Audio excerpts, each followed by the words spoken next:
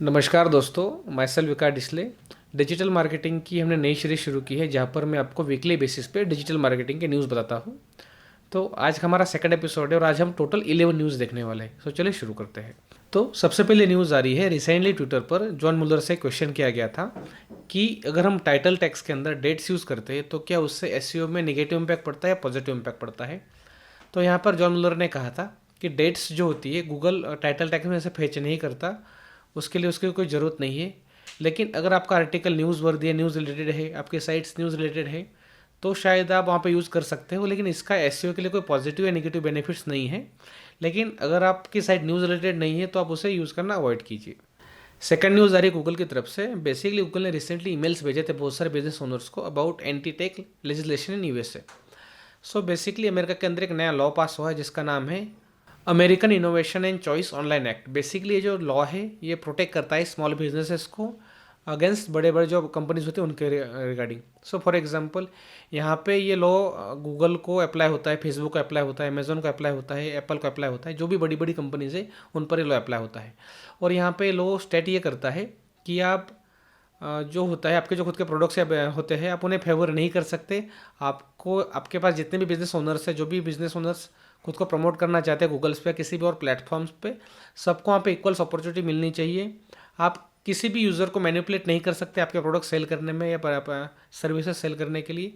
और सिमिलरली जो भी बिजनेसेस खुद को प्रमोट करना चाहते हैं आपके प्लेटफॉर्म पे सभी को इक्वल अपॉर्चुनिटीज़ मिलनी चाहिए।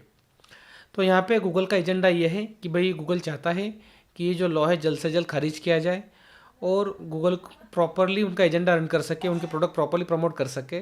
सो यहाँ पे गूगल ने जो रिसेंट ईमेल भेजा तो उसमें गूगल में का एजेंडा यही था कि गूगल ने इस लॉ को ख़राब बताया था बिजनेसेस के लिए, लेकिन इन अ वे ये सही नहीं है।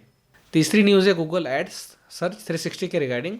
बेसिकली गूगल ने इसका नया वर्जन लॉन्च किया है जो ये पहले से यूज़ करने के लिए ईजी है, फास्ट है और ये ज़्यादा वर्कलोड मैनेज कर सकता है।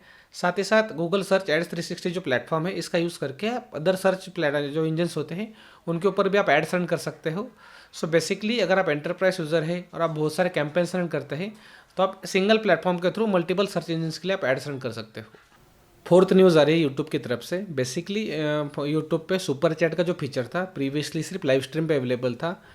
यूट्यूब प्लान कर रहा है ये जो फीचर है यूट्यूब शॉर्ट्स पे भी लाया जाए और यूट्यूब शॉर्ट्स पे यूज़र जो होते हैं सुपर चैट के थ्रू सुपर चैट परचेस कर सकते हैं या स्पेसिफिक मैसेज परचेस कर सकते हैं। इसका बेनिफिट ये होगा जो कंटेंट क्रिएटर्स होते हैं ज़्यादा पैसे कमा पाएंगे यूट्यूब के थ्रू।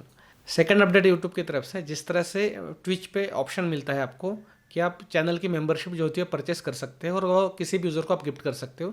सिमिलरली यूट्यूब प्लान करा ये जो सिमिलर फीचर है इंट्रोड्यूस करने का।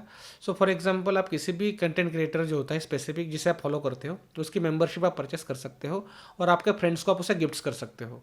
इसका और एक वे होगा जिसके तरफ से कंटेंट क्रिएटर जो यूट्यूब पे ज़्यादा पैसे कमा पाएंगे। फिफ्थ न्यूज़ आ रही है लिंक्डइन की तरफ से। लिंक्डइन का जो सेल्स नेविगेटर है उसमें दो अपडेट्स आए हैं।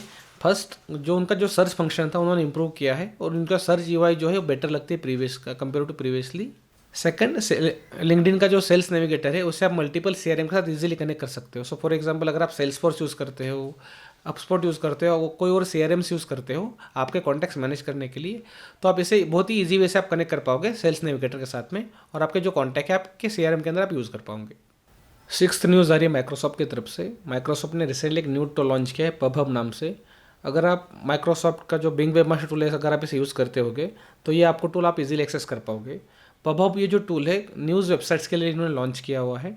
सो फॉर एग्जांपल अगर आपकी न्यूज़ वेबसाइट है और आप डेली बेसिस पे न्यूज़ पब्लिश करते हो तो इस टूल का यूज़ करके आपकी जो न्यूज़ है बिंग सर्च इंजन के अंदर फीचर्ड हो सकती है।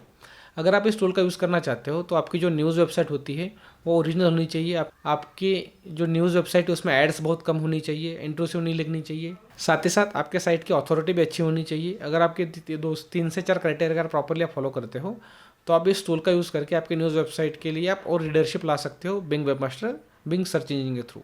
सेवंथ न्यूज़ है गूगल की तरफ से। रिसेंटली एक ब्लॉग ओनर ने जॉन मुलर से क्वेश्चन किया था कि फॉर एग्जांपल अगर मैं किसी प्रोडक्ट के रिव्यूज़ कर रहा हूँ तो क्या मैं ऑनलाइन जो प्रोडक्ट रिव्यूज़ प्रोडक्ट की इमेजेस होती है उसे यूज़ कर सकता हूँ, क्या वो गूगल उसे कंसिडर करता है। तो यहाँ पे जॉन मुलर का रिप्लाई ये था कि उन्होंने रिसेंटली प्रोडक्ट रिव्यूज़ का जो एल्गोरिथम अपडेट है लॉन्च किया था, पब्लिश किया था, जो फेवर करता है जो भी अगर लोग इन डेप्थ रिव्यूज़ बनाते हैं उन्हें एसईओ में उन्हें बूस्ट मिलती है। सो फॉर एग्जांपल अगर आप ओरिजिनल प्रोडक्ट फ़ोटोज़ निकालते हो, खुद खींचते हो, तो गूगल उससे ज़्यादा प्रेफरेंस देता है कंपेयर टू जो फ़ोटोज़ ऑनलाइन अवेलेबल है। यहाँ पे जॉन मुलर का कहना ये था कि गूगल करंटली डिस्टिंग्विश नहीं कर पाता कि आपने जो फ़ोटो ली है आपके खुद के फ़ोटो है या ऑनलाइन आपने वेब से कॉपी की है। लेकिन गूगल की जो मैनुअल टीम है वो इन्हें डेफिनेटली चेक करती है और ये टीम मैनुअली आपको रेटिंग दे सकती है। सो अगर आप ओरिजिनल फ़ोटोज़ यूज़ करते हो तो आपके ब्लॉग के लिए बेनिफिशियल हो सकता है। 8th न्यूज़ आ रही है फेसबुक की तरफ से। फेसबुक की जो पेरेंट कंपनी मेटा, उसका रिसेंट जो वैल्यूएशन हुआ था उसमें उसकी वैल्यूएशन $200 बिलियन से भी कम हुआ है। इसका रीज़न ये है कि फेसबुक ने रिसेंटली उनके अर्निंग्स रिपोर्ट शेयर किए थे और जहाँ पे उनकी अर्निंग्स जो थी प्रीवियस क्वार्टर से कम हुई है। और इसका रीज़न ये है कि फेसबुक का जो यूज़र बेस है कम हो रहा है और साथ ही साथ लोग फेसबुक पर और इंस्टाग्राम पर टाइम कम स्पेंड कर रहे हैं। और इसका सबसे बड़ा मेजर रीज़न है टिकटॉक। और टिकटॉक का ग्रो होने का सबसे बड़ा रीज़न यही है कि टिकटॉक पर शॉर्ट फॉर्म वीडियोज़ है। तो रिसेंटली मार्क जकरबर्ग ने एक इवेंट में उनके एम्प्लॉय के साथ ये डिस्कशन किया था कि वो चाहते हैं कि फेसबुक और इंस्टाग्राम पे उनका जो फोकस है वो शॉर्ट फॉर्म वीडियोज़ पे करना चाहते हैं। सो अगर आप मार्केटिंग करते हैं फेसबुक और इंस्टाग्राम पे, तो जिस तरह से फेसबुक चाहता है शॉर्ट फॉर्म वीडियोज़ पे फोकस करना, अगर आप प्रॉपरली शॉर्ट फॉर्म वीडियोज़ पे फोकस करेंगे तो शायद आपके ब्रांड को आप प्रॉपरली प्रमोट कर पाएंगे फेसबुक और इंस्टाग्राम पे।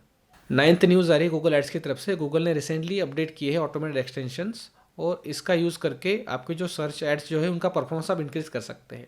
बेसिकली अगर आप प्रीवियसली मैनुअल एक्सटेंशन यूज़ करते थे तो ऑटोमेटेड एक्सटेंशन जो होते हैं उस कैंपेन पे काम नहीं करते थे।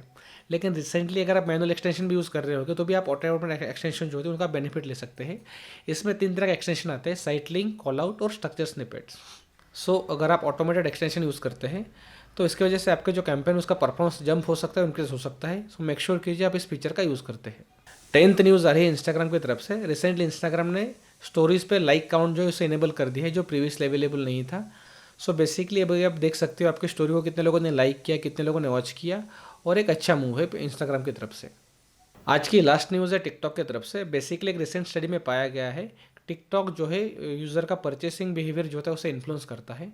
एक डेटा के हिसाब से 49% यूजर्स जो है कुछ नया प्रोडक्ट या कुछ नई सर्विस टिकटॉक पर डिस्कवर करते हैं और उसके बाद वो सर्विस परचेस करने का कंसिडर करते हैं। उसी स्टडी के हिसाब से 37% लोगों ने टिकटॉक पे कुछ नई चीज़ डिस्कवर की और तुरंत उस वो चीज़ को उन्होंने परचेस किया। तो इसका मीनिंग ये होता है टिकटॉक जो है यूज़र का परचेस बिहेवियर जो उसे इन्फ्लुएंस करता है। और अगर आपका ब्रांड या आपकी जो कंपनी है टिकटॉक पे एग्जिस्ट नहीं करती तो आप बहुत सारे अपॉर्चुनिटीज़ मिस कर रहे हो। करंटली टिकटॉक इंडिया के अंदर बैन है, लेकिन अगर आप मार्केटिंग यूएस के अंदर करते हो या बाहर की कंट्रीज़ के लिए आप मार्केटिंग करते हो, आप प्रोडक्ट सेल करते हो या आपके क्लाइंट्स के लिए काम करते हो, तो आपको डेफिनेटली टिकटॉक का यूज़ करना चाहिए आपके सोशल मीडिया मार्केटिंग के अंदर और आपको इसका यूज़ प्रॉपरली करना चाहिए। तो आज के स्टूडियो में हमने टोटल 11 न्यूज़ देखी जो लास्ट वीक में आई थी digital marketing, social media, Google ads की तरफ से, फेसबुक की तरफ से। मेरा प्रयास रहेगा कि मैं इसी तरह की जो न्यूज़ होती है वीकली बेसिस में आपके साथ शेयर कर सकूँ। आज के स्टूडियो में इतना ही। थैंक्स।